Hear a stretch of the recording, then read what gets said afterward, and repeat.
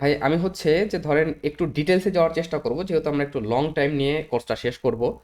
তো কিছু জিনিস জানতে হবে, এই কাজ করতে গেলে কিছু জিনিস জানতে হবে, না হলে যখন আমরা সামনে গিয়ে প্যারামিটার ধরবো তখন দেখবেন যে এই বিষয়গুলো থেকে সরে যাচ্ছে বা বিষয়গুলো ক্যাপচার করতে প্রবলেম হচ্ছে, কারণ এই প্যারামিটারগুলো আসবে। রেকর্ডিং হ্যাঁ, রেকর্ডিং তো রেকর্ডিং হচ্ছে, চলতেছে না? রেকর্ডিং তো হচ্ছেই। এই জন্য যদি আপনাদের কারো মনে হয় যে আমরা এই জিনিসগুলো স্কিপ করলে হয়, সেক্ষেত্রে বলবেন, স্কিপ করে যাব। আর আমার অভ্যাসই হচ্ছে একটু বেশি ডিপে ঢোকা আলোচনা করতে করতে, তো কখন যে নিজেই বেশি ডিপে ঢুকে যাই নিজেরই খেয়াল থাকে না। তো আমাদের কিছু জিনিস আমরা সরাসরি জাস্ট নর্মাল আলোচনা করে যাব, যেমন ভাই একটু আলোচনা করাটাই ভালো হয়।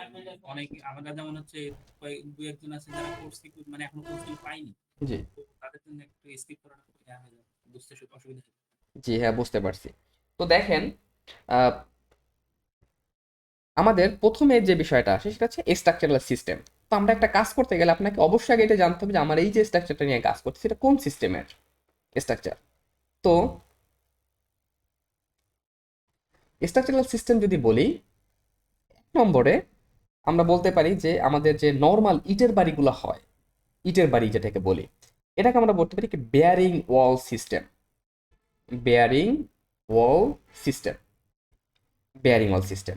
আমি আপনাদের এইগুলোর নোট দিয়ে দিব, এখানে টেনশন নেই, ওই জন্য আমি কম কম লিখতেছি, শর্টকাটে লিখতেছি।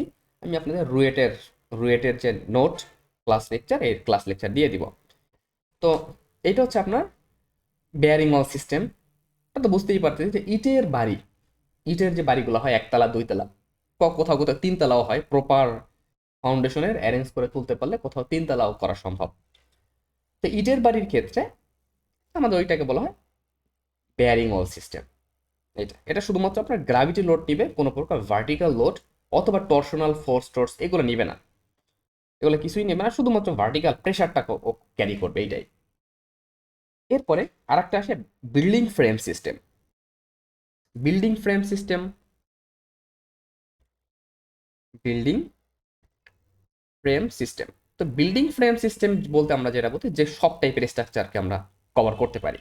যেমন নর্মালি বিল্ডিং এর যে আমার স্ট্রাকচারাল ক্রাইটেরিয়া বা স্ট্রাকচারাল রূপ, এটাকে আমরা এই ক্যাটাগরিতে অন্তর্ভুক্ত করতে পারি। এরপরে আমাদের আর একটা যেটা আসে মোস্ট ইম্পর্ট্যান্ট, এটা হচ্ছে মোমেন্ট রেজিস্টিং ফ্রেম সিস্টেম। এই যে এটা এটা খুবই গুরুত্বপূর্ণ, এবং আমরা পাঁচ থেকে ছয় তলার উপরে বিল্ডিং গেলে এই স্ট্রাকচারকে এইটা ধরে করি, মোমেন্ট রেজিস্টিং ফ্রেম সিস্টেম। এর একটা রিজন আছে যে আমরা যখন সফটওয়্যার বেস কাজ করতে যাই বা হচ্ছে আমরা আর্থকোয়েক অ্যাপ্লাই করি, তখন বিল্ডিং সাধারণত এই মোমেন্ট রেজিস্টিং ফ্রেম বা এই আপনার বিল্ডিং ফ্রেম সিস্টেম বা আমাদের যে নর্মাল বিল্ডিং, এটা তিনটা ক্যাটাগরিতে থাকে। একটা হচ্ছে ইন্টারমিডিয়েট, আর একটা হচ্ছে আপনার মোমেন্ট রেজিস্টিং ফ্রেম সিস্টেম, আর একটা হচ্ছে ইন্টারমিডিয়েট ফ্রেম সিস্টেম, আর একটা ordinary frame system, ordinary moment resisting frame system. তো অর্ডিনারি হচ্ছে কি একবারে খুবই, মানে খুবই কম ক্ষমতা সম্পন্ন, মানে মোমেন্ট রেজিস্ট করার ক্ষমতা খুবই কম। আর একটা ইন্টারমিডিয়েট যেটা, এটা তো বোঝাই যাচ্ছে মডারেট একটা সিচুয়েশন আছে, ওর মোমেন্ট রেজিস্ট করার ক্ষমতা মোটামুটি। আর একটা নামই মোমেন্ট রেজিস্টিং ফ্রেম, মানে ফ্রেমটা এমন, ওর ক্যারেক্টার এমন যে ওকে স্পেশালি ডিজাইনই করা হয়, ওকে স্পেশালি ডিটেইলই করা হয় মোমেন্ট রেজিস্ট করার জন্য, স্পেশাল মোমেন্ট রেজিস্ট করার জন্য। এবং এই মোমেন্ট, স্পেশাল মোমেন্ট বা অনেক হিউজ মোমেন্ট কোন সিচুয়েশনে আসে, যখন আমার আর্থকোয়েক ইফেক্টটা অনেক বেশি থাকে, তখন আমার হিউজ পরিমাণে মোমেন্ট জেনারেট হয়, হিউজ মোমেন্ট তৈরি হয়। এই মোমেন্টটাকে রেজিস্ট করার জন্য আমরা এই মোমেন্ট টেস্টিং ফ্রেম সাধারণত দিয়ে থাকি, যেটাকে আমরা স্পেশাল মোমেন্ট টেস্টিং ফ্রেম বলতে পারি, বা যেটাই হোক স্পেশাল মোমেন্ট টেস্টিং ফ্রেম আমরা বলতে পারি, একবার স্পেশাল, স্পেশালি আর্থকোয়েক রেজিস্ট করার জন্য মোটামুটি যাকে অ্যাপ্লাই করা হয়। এবং এটা হেভি কস্টলি, কারণ এর রডের পরিমাণ অনেক বেড়ে যায়, অনেক বেশি বেশি রড থাকে। কারণ আমরা কি জানি, কনক্রিট হচ্ছে কি, কনক্রিট হচ্ছে আপনার ductile material, sorry brittle material concrete. একটা কনক্রিট দিয়ে একটা বিশতলা বাড়ি হচ্ছে, একটা ব্রিটেল ভঙ্গুর একটা ম্যাটেরিয়াল দিয়ে বিশতলা বাড়ি হচ্ছে, তখন আমরা এর ভিতরে একটা জিনিস ইনপুট করি, সেটা হচ্ছে কি স্টিল বা রেইনফোর্সমেন্ট। এই রেইনফোর্সমেন্ট কি অত্যাধিক ডাকটাইল, তো দুইটা মিলে, ব্রিটেল আর ডাকটাইল মিলে কম্বাইন যে রূপটা হয় সেটা হচ্ছে আমাদের মডারেট একটা ডাকটাইল একটা রূপ আমরা পাই। তো মডারেট একটা ডাকটাইল রূপ যখন পাওয়া যায় তখন আমার বিল্ডিং আপনার ওই ইলাস্টিক সিচুয়েশনে চলে আসে।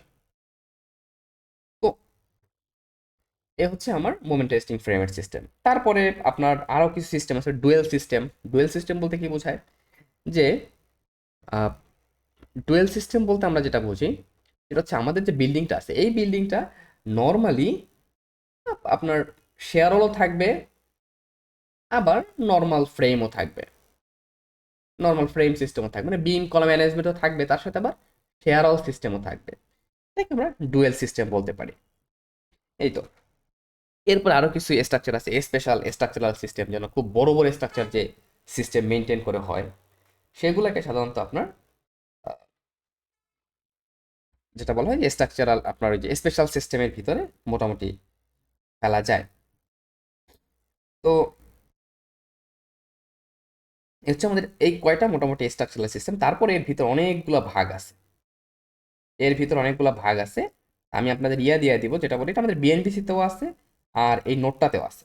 আমি আপনাদের এটা দিয়ে দিব, দিয়ে দিলে আপনারা মানে এটা আমি আপনার ইয়াতে দিয়ে দিব আপনাদের, আপনাদেরকে এই পিডিএফটা দিয়ে দিব, এখান থেকে আপনার একটু ডিটেলসে চাইলে পড়ে নিতে পারেন।